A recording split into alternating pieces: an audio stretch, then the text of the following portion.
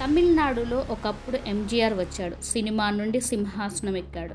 2026లో history repeat అవుతుంది. Thalapathy ready.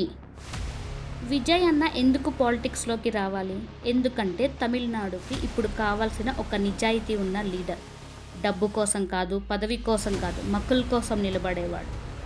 కోట్ల మంది తలపతి ఫ్యాన్స్ ఉన్నారు. వాళ్ళు ఓటు వేస్తే చాలు, ఏ పార్టీ అడ్డురాదు.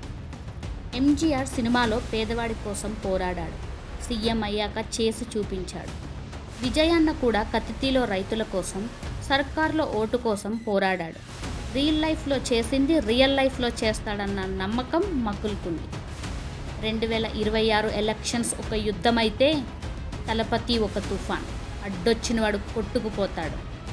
నీకు విజయ్ అన్న సీఎం అవడం ఇష్టమా? కమెంట్లో సీఎం తలపతి అని కొట్టు. షేర్ చేసి నలుగురికి చూపించు.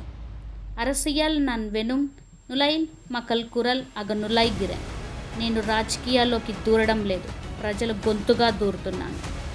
చైర్ మీద ఆశ లేదు, మక్కల్ మనసుల మీద ఆశ ఉంది.